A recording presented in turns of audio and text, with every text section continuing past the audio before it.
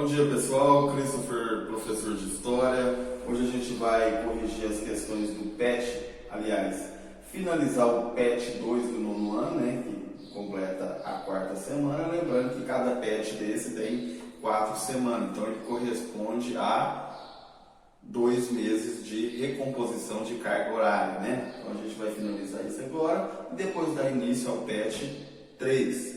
Bom, nesse PET 2, a quarta semana, ele vai trazer como temática ali, como eu coloquei, neocolonialismo e Primeira Guerra Mundial. Trouxe um mapa aqui para melhor ilustrar, né, as explicações referentes às questões que eles colocaram aí no PET 2, da quarta semana.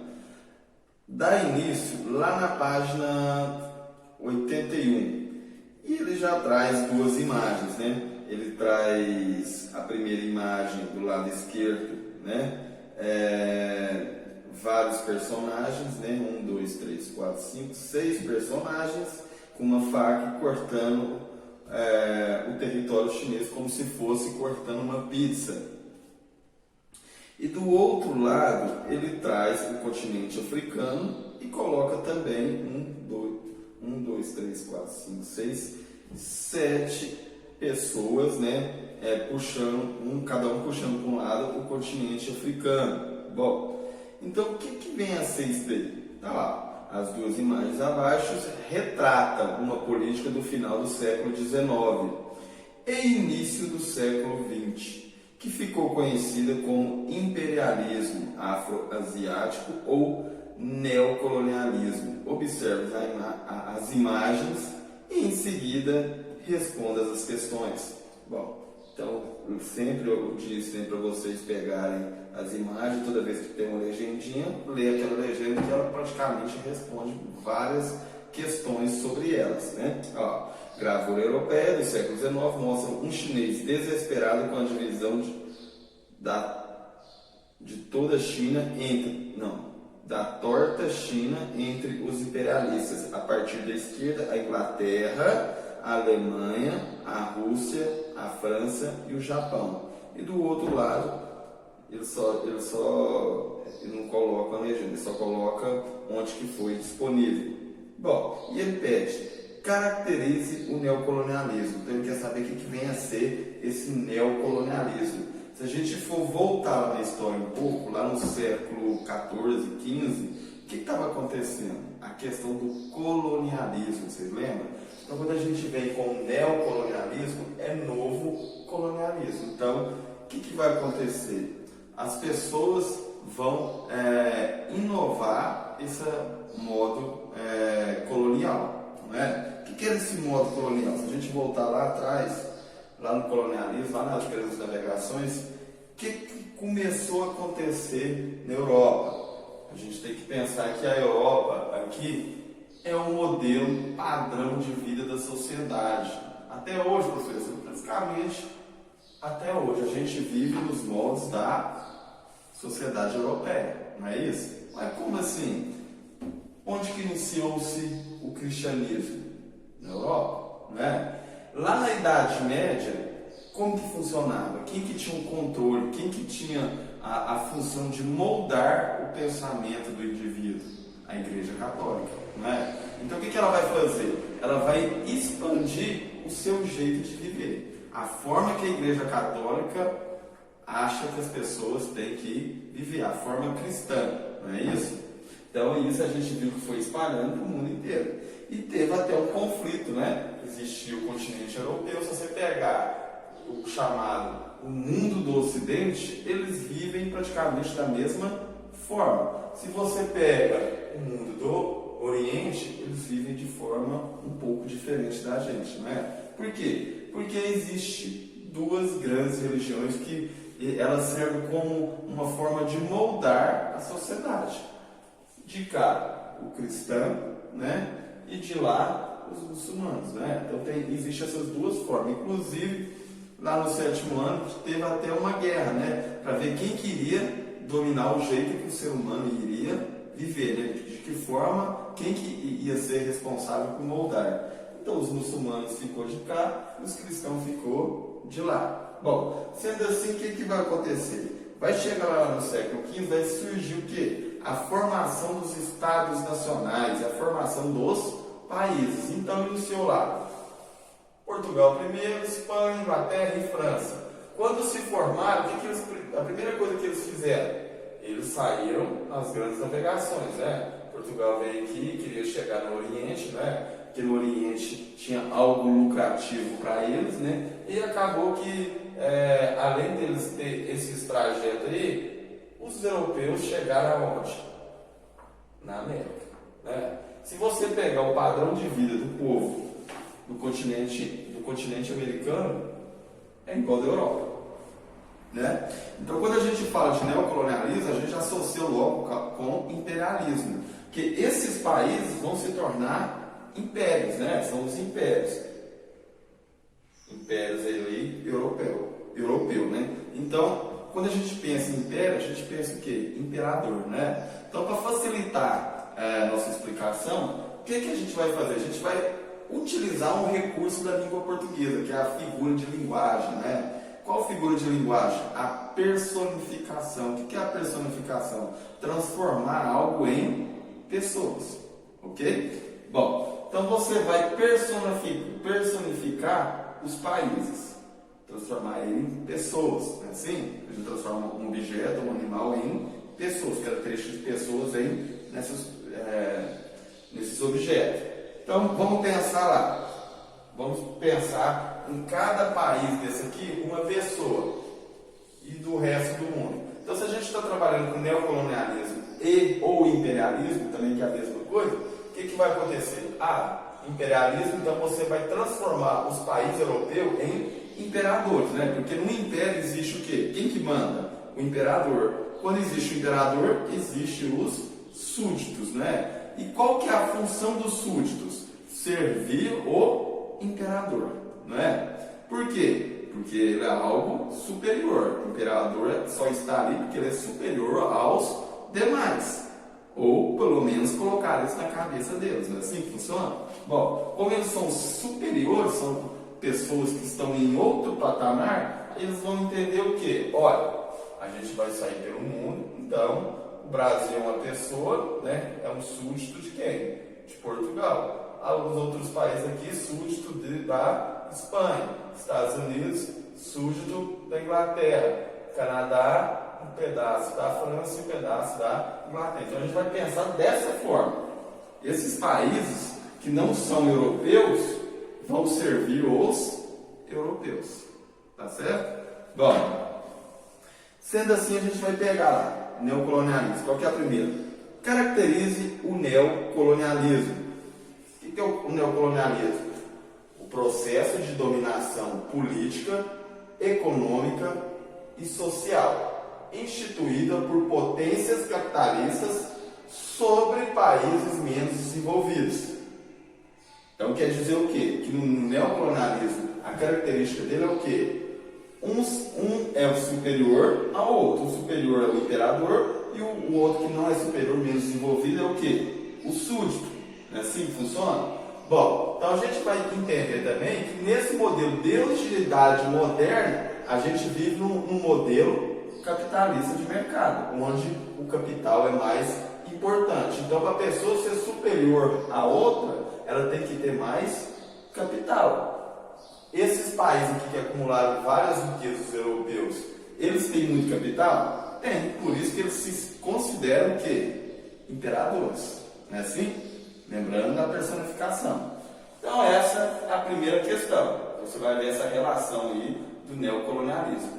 Anteriormente, existia o colonialismo que era só os quatro. Portugal, Espanha, França e Inglaterra saíram para buscar especiarias, pedras preciosas, não era isso? Para estar revendendo na Europa. Agora ele vai passar para um novo modelo, porque os países vão se tornar, de certa forma, independentes, mas eles vão tentar fazer de outra maneira o quê? Tentar dominar esses países, que é isso que a gente vai ver com o neocolonialismo, né? Ou seja, é um colonialismo maquiado, né? Bom, segunda questão. De acordo com as imagens, quais países europeus estavam envolvidos com a corrida imperialista na África e na Ásia. Além de países europeus, qual outro país buscava novos territórios? Então a gente vai ver o seguinte, tá, vamos por partes. De acordo com as imagens, que países europeus estavam envolvidos com a corrida imperialista na África e na Ásia? O que a gente vai ver? A gente vai voltar nas imagens e vai ver os países. Se você for lá na Ásia, que é um negócio que está cortando a pizza, então a gente vai ver lá não está escrito na imagem, mas está escrito na legenda, tá lá. Quais países? Inglaterra, Alemanha, Rússia, França e Japão. A Rússia tem uma parte na Europa e tem uma parte na Ásia, então vamos tirar ela fora por enquanto. E o Japão também está no Oriente. Quando você vai para a figura ao lado, ele vai colocar lá Espanha, Portugal, Itália, França, Bélgica, Alemanha e Grã-Bretanha. Percebe que às vezes parece Grã-Bretanha, tem vezes que parece Inglaterra. É a mesma coisa. Então vamos lá. De acordo com as imagens, quais países europeus estavam envolvidos com a corrida imperialista na época? Países europeus. Quais são os países europeus? Espanha, Portugal, Inglaterra, França, Alemanha, Itália e Bélgica. Todos esses países são considerados superiores, são os famosos imperadores e são europeus. Depois o que ele vai colocar? Além de países europeus, qual outro país buscava novos territórios? Então, você percebe que a parte da Rússia fica na Europa e outra no Oriente. Então você vai colocar lá. Quais outros países então? Rússia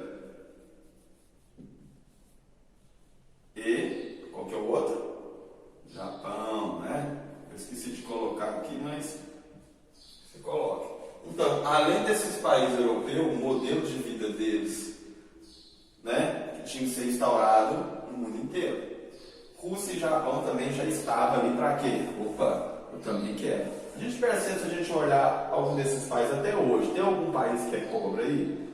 Não tem, né? Eles são países, potências capitalistas. A Rússia vai passar por um outro processo, ela vai se transformar em socialista, mas ele vai se retornar, vai retornar ao modelo capitalista, mas isso a gente vai ver depois. Então aqui são grandes países que têm bastante riquezas, né? Até hoje, fruto de quê? Do neocolonialismo. O que é isso?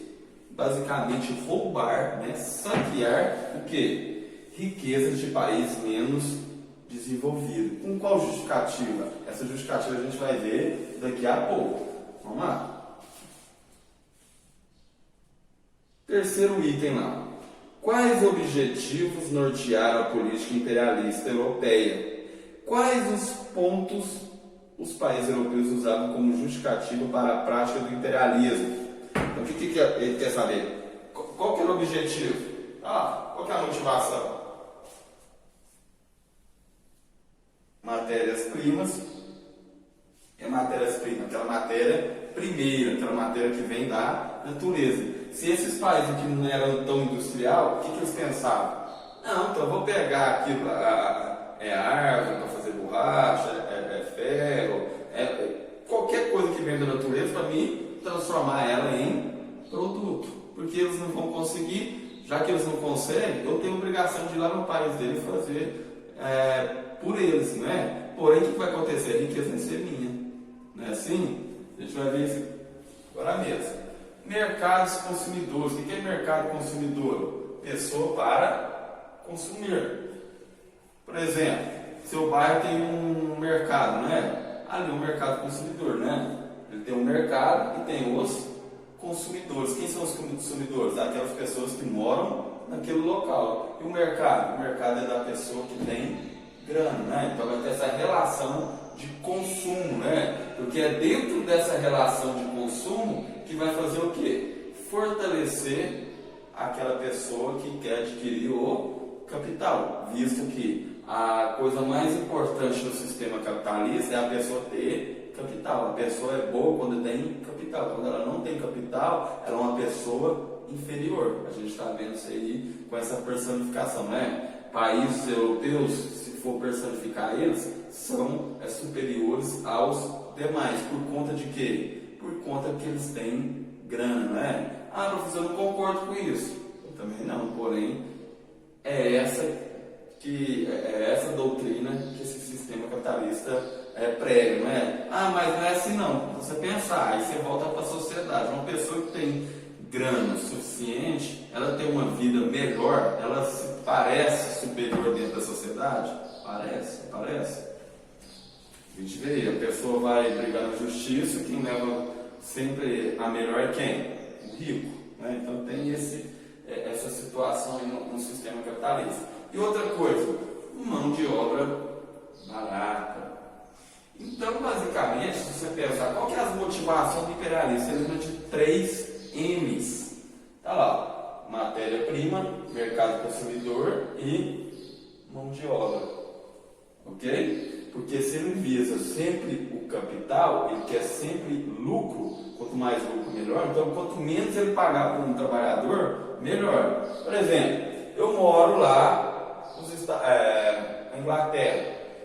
A Inglaterra vai fazer um produto, se ela montar a indústria dentro do próprio país, então ela vai ter que usar a matéria-prima. Como ela já iniciou lá no século XVIII, a Revolução Industrial, então ela foi utilizando matéria-prima e às vezes não tinha matéria-prima lá. Então o que ela pensa? Então eu vou colocar uma indústria aqui nos Estados Unidos, por exemplo. A população lá não é uma população que vive num país europeu, da época, que tinha grana. Hoje os Estados Unidos é diferente, hoje os Estados Unidos praticam essa ação.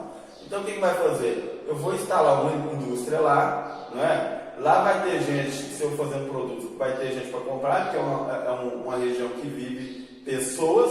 E também, o que vai acontecer? Eles não são desenvolvidos, não são tão civilizados, né? De acordo com o padrão europeu ainda. Então eu vou pagar o quê?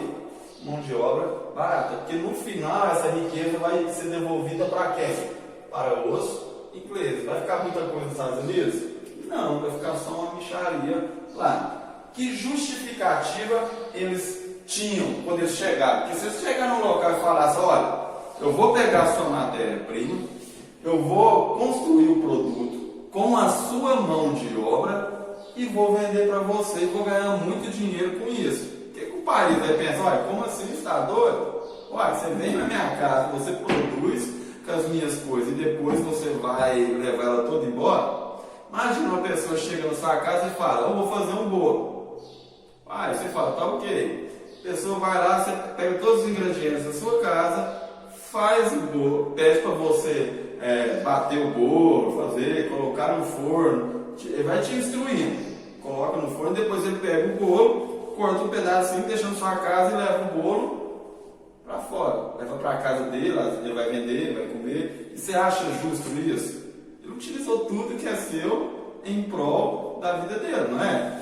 Quem que vai ganhar com isso? Países imperialistas, não é? Ah, mas essa é a relação? Você lembrou da personificação? Ele é o imperador, você é o súdito. Você tem que ir acatar ele, porque ele é superior a você. Então, o que ele vai fazer? Que tipo de justificativa? Porque você vai chegar um momento e vai falar, o que é isso? Isso não vira não. Você vai falar, não. Ele vai virar para você e falar, não, eu estou ensinando você como que faz.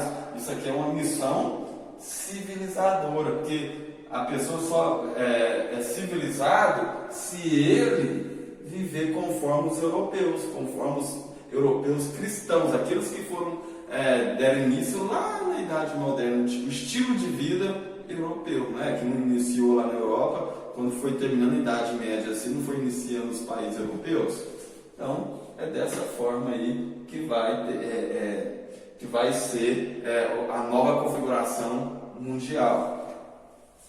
Bom, próximo. De que maneira o imperialismo afro-asiático contribuiu para a eclosão da Primeira Guerra? Quando a gente vê ali, ó, os países ali, você percebe que cada um está puxando para o lado, vai surgir o quê? Uma rivalidade. Vai?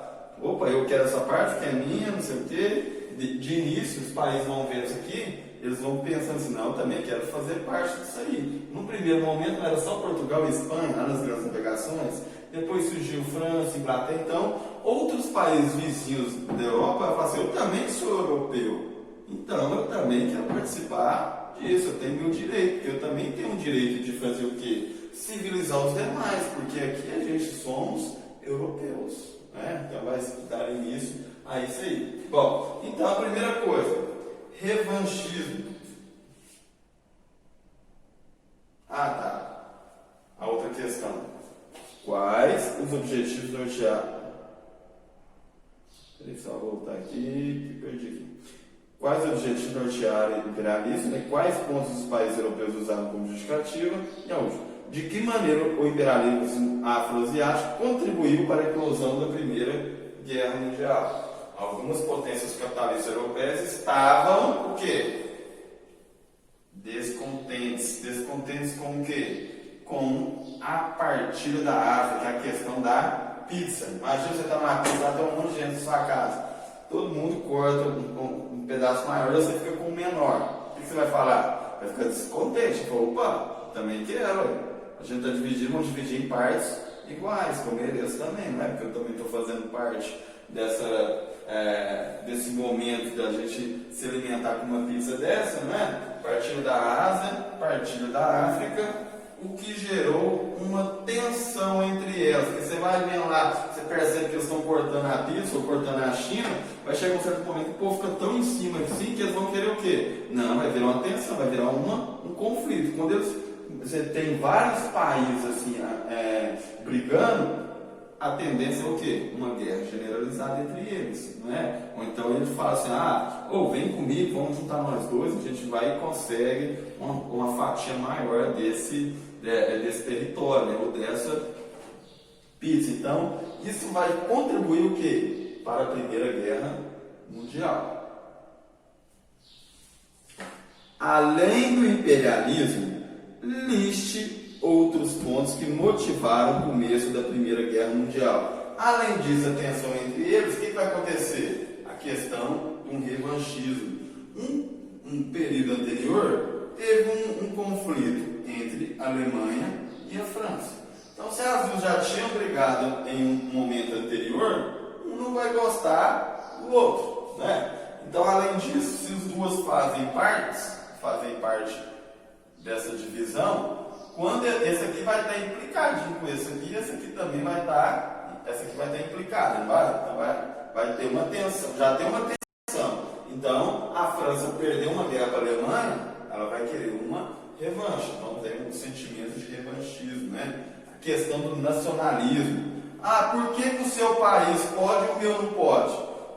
Não entenda patriotismo como nacionalismo. Nacionalismo é algo exagerado, algo radical, tipo, o meu país é melhor e pronto, acabou. Mas o ser humano de lá, você acha que você tem que submeter ele a algo? Tem, por quê? Porque eu sou alemão e eu sou o quê? Italiano. Então, tem essa divisão, apesar de todos nós correr o mesmo sangue, eles acham que o sangue de determinada região é superior a outras, né? Então tá lá, nacionalismo, corrida armamentista. O que é corrida armamentista? Corrida para se armar. Eles vão se apressar para construir armas. Quando um país começa a se armar, o outro país que ele tem um certo conflito, uma certa revanche, vai olhar que ela vai pensar o quê? Gente, o cara está se armando, então se eu não se armar também, pode ser que no futuro ele me ataque. Né? Então vai ter essa corrida armamentista, todo mundo vai começar a se armar, porque eles já estavam prevendo um conflito, né? ou atacar, ou pelo menos para se defender. Então vamos lá para a questão número 2. E política de aliança. O que é política de aliança? Aquela famosa união entre os países. Por exemplo, tá aqui, Espanha, Portugal, Inglaterra, França, Alemanha, Itália e Bélgica. Normalmente, a Inglaterra se alia à França, a Alemanha procura a Itália, assim vai unindo os países. Eu tenho mais camaradagem com determinado país, então vou se unir ele para fazer uma guerra contra outro país. Então, política de aliança é essa, a aliança de um país com o outro, né? Que a gente vai ver que na Primeira Guerra Mundial vai ter duas alianças, né? Para entrar em conflito.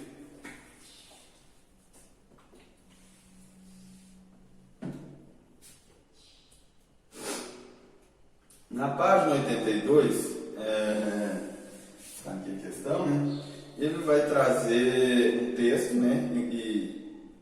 E duas imagens vai trazer as questões.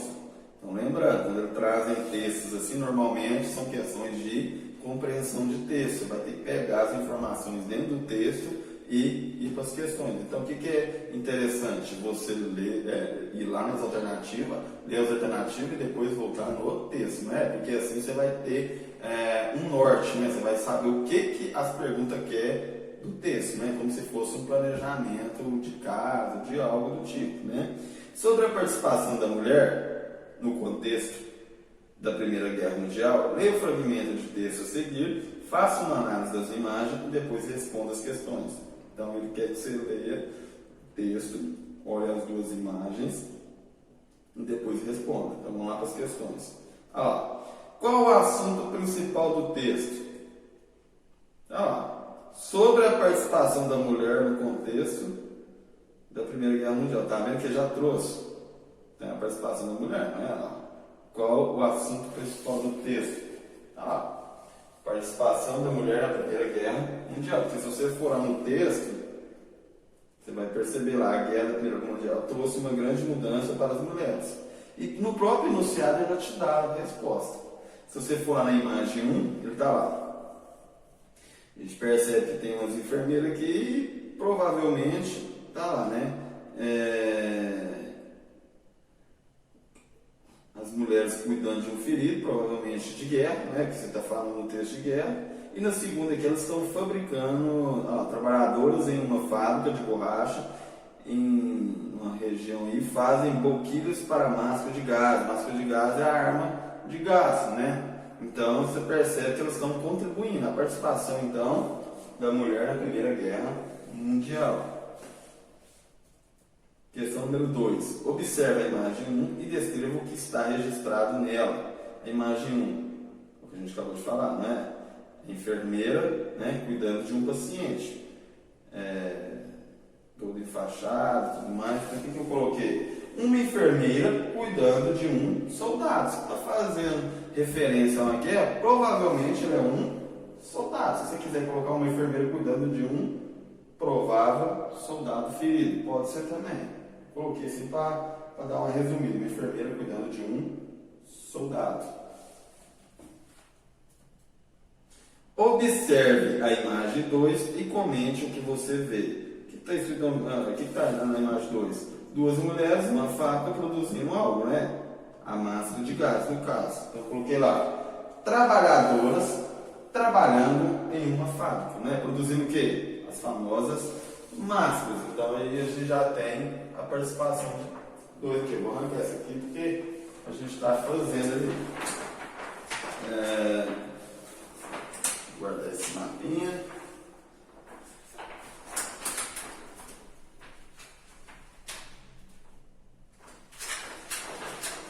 Em que ponto, o item, outro trecho, em que ponto o texto e as imagens se relacionam? Está perguntando, eles se relacionam? O primeiro a gente viu que era uma enfermeira cuidando provavelmente de um soldado. O segundo, ela construindo máscaras de gás, que é uma das armas utilizadas aí no primeiro conflito mundial, né? Então, a gente coloca lá sobre a participação da mulher na Primeira Guerra Mundial. Então, essa aí, né, é o ponto que elas se relacionam, né? Tá lá, em que ponto as imagens, em que ponto o texto e as imagens se relacionam, imagem 1 e imagem 2. Após ler o texto e analisar as imagens, podemos afirmar que a guerra é uma prática exclusiva do homem? Então você vai voltar lá no texto, né? As mulheres estiveram no centro do esforço, né? Está escrito lá, esforço de guerra durante o primeiro conflito mundial, em todas as nações beligerantes. Um envolvimento que ajudou em sua emancipação em diferentes ritmos de acordo com o país. Então a gente está lá. Após ler o texto e analisar as imagens, podemos afirmar que a guerra é exclusivamente do homem? Não. Pode ser que ela, normalmente aparece. Guerra Mundial a gente vê só soldados, mas a gente percebe que indiretamente a gente viu quem que também estava contribuindo com essa guerra? As mulheres, né? Por isso que eu coloquei. Não, pois o texto e as duas imagens mostram a participação da mulher na Primeira Guerra Mundial, seja como enfermeira, seja como trabalhadora em fábricas, né? Que ela precisa produzir armas, máscaras, alimentação e assim vai. Então, a mulher teve sim uma participação. Normalmente, não é falado por quê? Porque eles tendem a fazer o quê? Sempre está diminuindo a participação da mulher, né, em várias fontes históricas, né? Mas a história recente, né, nos últimos tempos, ele vem querendo o quê? Demonstrar essa participação da mulher, né? O valor da mulher referente à sociedade, né? Porque não é só o homem que tem que estar em evidência, mas também quem? As mulheres, né? A gente não pode negar praticamente em nada a participação da mulher em todos os requisitos de uma sociedade. Segundo o texto, qual que é o papel da mulher durante a Primeira Guerra Mundial? Estiveram no centro do esforço de guerra durante o primeiro conflito mundial, um envolvimento que ajudou em sua emancipação em diferentes ritmos de acordo com o país. Então, quando você coloca qual o papel da mulher, né, ela estava no centro, né? As mulheres estiveram no centro de esforço de guerra durante o primeiro conflito. Então, no primeiro parágrafo aí já te responde essa questão aí, ó. Está vendo que é muito mais simples você ir lá na questão, que quando você chega no texto, você já tem um entendimento do que você precisa ali, né? Então isso é muito importante que você vá primeiro nas perguntas, depois você ir no texto. E toda imagem que você vê, sempre lê a legenda, porque dentro da legenda a gente respondeu uma questão aí, que fala que a mulher estava trabalhando em uma fábrica, produzindo máscaras de gás, né? As imagens confirmam ou divergem o assunto do texto? Se está relacionando os dois, ela está demonstrando a participação da mulher, né? Então, confirmam, né?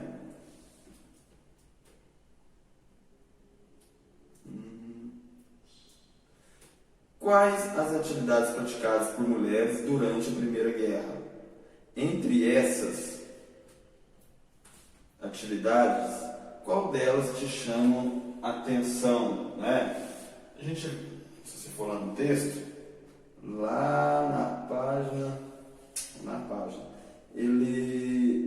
na última lá, em toda a Europa as mulheres também substituíram a frente dos trabalhos, homens que haviam partido, exercendo novas funções em postos ocupados até então exclusivamente por rapazes, convertendo-se em condutoras de bonde, garçonetes, em cafés, funcionários dos correios, distribuidores de carvão, empregadas de banco ou professoras nas escolas masculinas. Então coloquei agricultoras, condutoras de bondes, garçonetes, funcionários do correio, distribuidoras de carvão e banqueiras, né? Todas essas aqui estavam inseridas no corpo do texto, que é uma questão de compreensão de texto, né? E para te chamar a atenção, cada um vai escolher uma. Eu coloquei o quê? Professoras em escolas masculinas. Ou seja, então a mulher não tinha,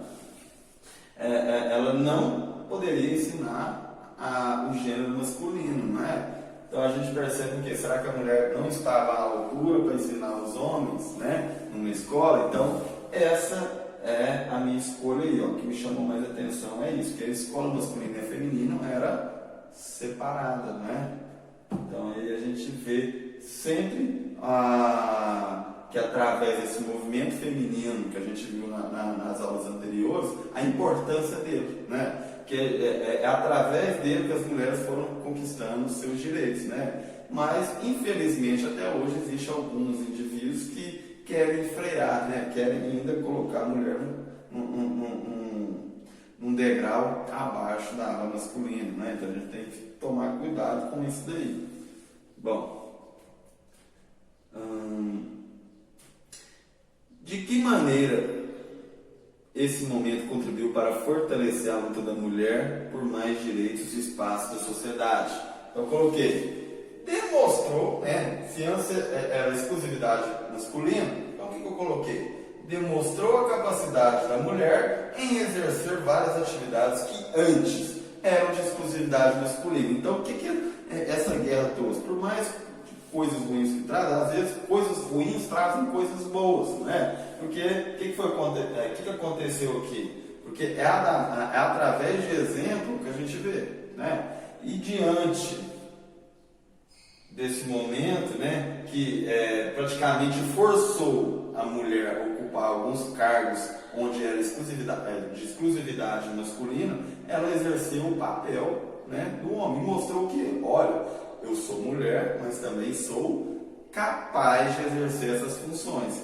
Quando começou a fazer isso, o que ocorreu? Houve aquele choque de realidade. Opa, tá vendo? Não é só um homem que consegue fazer, não, é a mulher também consegue. Então, a gente não tem esse direito de fazer, menosprezar, né, o gênero feminino. Então, isso trouxe umas coisas legais para a gente ainda. Por isso que a história trabalha, mudanças e permanência. Então, dentre essas mudanças e permanências, as mudanças ocorreram aqui. Que permanência ainda se mantém apesar dessa luta?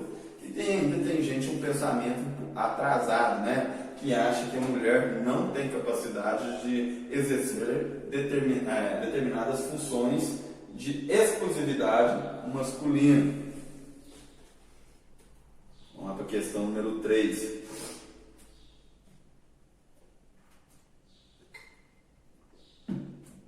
A questão número 3 eu não coloquei no quadro aqui porque não coube, mas a gente vai fazer ela de forma manual, que ela é bem tranquila, são só peças, palavras-chave para completar o quadrinho aí. As guerras quase nunca trazem um vencedor, porém existem aqueles que, em anseio ao conflito, conseguem evitar grandes perdas e destacar frente aos seus adversários. A esses oferecemos o título de vencedores. No contexto da Primeira Guerra Mundial, os principais derrotados estavam associados à Tríplice Aliança, essas famosas políticas de aliança, como a Alemanha, o Império Austro-Húngaro e o Império Turco-Otomano, o que nos permite dizer que os integrantes da Tríplice Entente, que era o que conflitava com a aliança, também não sofreram consequências muito graves. Assim, todos os países europeus que estavam envolvidos no conflito sofreram perdas consideráveis durante o período da guerra. Analise a imagem e depois preencha o quadro, destacando as perdas e as consequências que a guerra trouxe para cada um dos aliados. Então a gente percebe aqui, ó, na imagem, está escrito lá, são 1, 2, 3, 4, né? Uma vestimenta de cada um, representando praticamente os países, e mostra ali eles enterrando, né, pessoas, né, enterrando os mortos. Quando o canhão cala, a paz na terra. Percebe que esse paz na terra é com S, para dar esse paralelo, tanto com a paz como as paz, né? Depois de terminar a guerra, enterra os indivíduos, né? Os soldados mortos. A gente percebe o quê? Que normalmente tá lá, os governantes estão tranquilos, mas quem são enterrados são o quê? Aquelas pessoas que eram pessoas, né, naquele momento, que não pertenciam a uma elite, a uma pessoa, mas é um soldado, um ex-trabalhador, né? Então são essas pessoas que vão morrer, né? Tem até uma frase que eles falam: guerra serve para quê? Para pessoas, né, que não pertencem à elite lutar pelos interesses da elite com outros países. Então isso é bem complicado, né? Então vamos ver lá as questões para a gente resolver. Ele traz um quadrinho, coloca os países de um lado, né? A situação ao final da guerra, perdeu ou ganhou, então você vai colocar perdeu ou ganhou, então você vai colocar cada país aqui. E as consequências, quais foram as consequências? Vamos colocar uma consequência, não precisa colocar as consequências grandes não. Então tá lá, país, Alemanha. A Alemanha perdeu ou ganhou? De acordo com seus estudos, ela perdeu, não é? Qual que era a consequência? Assinatura do Tratado de Versalhes. Então você vai colocar Alemanha, perdeu, ganhou, perdeu. Consequência, assinatura do Tratado de Versalhes. O que é esse Tratado de Versalhes? Como ela perdeu, ela vai ter que fazer o quê? Se tornar responsável pelas consequências de guerra. Então a gente vai ver pagamento de dívida, diminuição de exército e assim vai. Então depois a gente pega na íntegra lá, quando eu for te entregar a parte escrita, eu vou trazer todas as características desse Tratado de Versalhes. Segundo lá, Império Austro-Húngaro. Perdeu ou ganhou? Perdeu. Existe esse Império Austro-Húngaro? Não, o que aconteceu? Ele deu fim, né, e surgiu novos países. Então, consequência, fim do Império e surgimento de novos países, né? Daí já vai nascer outros países. Império Turco-Otomano. Perdeu ou ganhou? Perdeu. Consequência, existe o Império Turco-Otomano? Não. Então, o que vai acontecer? Fim do Império e surgimento de novos países. Você entende? Existiam esses impérios, né? Eu não estou com água aqui, mas eu vou demonstrar, tem uma imagem bacana que mostra lá. Depois você coloca fim do Império, cada um desse aqui, aí você vai ver quais países. Fim do Império e o surgimento, então o que acontece? Não é porque ele sumiu que ele não vai dar lugar a outros locais, né? Porque é um terreno físico, né? Está ali entre Oriente, Europa, tudo ali onde é Turquia, então eles vão acabar, porém vai dar lugar a outros países. Itália, perdeu ou ganhou? Itália até é interessante a gente entender, porque tem gente que pode colocar que perdeu e ganhou, né? Porque num primeiro momento ela fazia parte da Tríplice Aliança, então vai chegar um certo momento que a Inglaterra vai lá barulhar ela e fala, não, vem pra cá que eu te dou algo em troca. A Itália, percebendo que a Tríplice Aliança não iria vencer a guerra, ela mudou de lado, né? Quando ela mudou de lado, o que aconteceu? Ela ganhou. Porém, esses países que tinham que se responsabilizar, né, por guerra, que eles tinham que pagar, porque o país que perde, normalmente o que vai acontecer? Ele tem que pagar os custos de guerra, né? Ah, mas ele não vai conseguir porque já está todo endividado, mas ele tem que pagar alguma coisa. Nisso, a Inglaterra já tinha oferecido para a Itália isso, ó, se a gente ganhar, você vai ter uma consequência melhor, você vai participar desse pagamento, dessa indenização. E a gente vai te fornecer terreno, porque qual que era o objetivo, num primeiro momento, desses países imperialistas? Adquirir territórios, né, para explorar, não é? Então, ele foi oferecido para a Itália, porém, a gente vai chegar num certo momento que ela não vai receber. Prometeu, mas não cumpriu. Então, diante disso, ela vai participar da Segunda Guerra Mundial contra quem? Contra aqueles que tinham prometido algo para ela e que não cumpriram. E vai voltar a aliar a quem? A Alemanha, aquela que ela traiu no primeiro momento. Então, Itália, qual que era a consequência? Então, ela simplesmente acumulou dívidas. Próximo, França.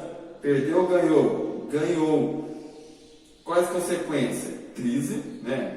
Apesar de você ganhar a guerra, você gastou com ela. Então, de certa forma, você vai ter uma crise. Ah, mas você falou que os países vão ressarcir, mas os países também estão em crise. Ele não vai dar conta de pagar todo mundo. Então, ele vai dar o mínimo do mínimo. Então, acaba que ele não vai ter esse benefício, né? Então, tá lá, crise e benefícios do Tratado de Versalhes. Ela adquiriu alguns territórios, porém, não vai ressarcir toda a dívida que ela gastou, né, para participar da guerra. Rússia, é complicado falar que ganhou também, por quê? Porque ela saiu, né, durante a guerra, o que ela fez? Qual que era a consequência? Crise e a Revolução Socialista, né, a Revolução Russa, aquele momento que ela vai deixar de ser um país capitalista, né, e vai se transformar num país socialista, né, e vai pôr fim à Rússia e vai iniciar o Império, né, um outro país, a União Soviética, né. O último aí, Inglaterra, perdeu ou ganhou? Ganhou. O que ela ganhou? Crise também, né, que é o mesmo modelo da França, né, ela vai gastar com guerra, porém, ela vai ganhar alguns benefícios do Tratado de Versalhes?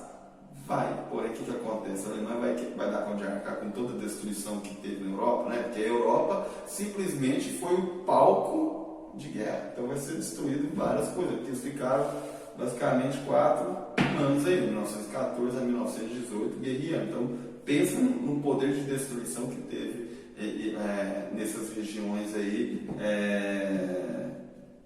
da Europa, né? Então, o que eu coloquei? Crise e benefícios do Tratado de Versalhes, apesar que não vai ressarcir tudo, mas é isso. Então, apesar dos ganhadores ter ganhado, eles saíram no prejuízo. E os que perderam, além, vai ter um prejuízo maior ainda, porque eles perderam, como é que fica? Principalmente a Alemanha. Então, esses países que perderam, vai chegar um certo momento que eles são vizinhos, vão criar o que de novo? Um revanchismo, né? Então, vai sair a Primeira Guerra Mundial, vai dar início, depois a Segunda Guerra Mundial, que a gente vai ver na próxima aula aí, né, do PET. Sendo assim, a gente finaliza o PET 2, né, com o tema neocolonialismo e Primeira Guerra Mundial. Temos todas as respostas aqui. E é isso. Então, na próxima, a gente faz o PET 3, beleza? Um abraço a todos e até o PET 3.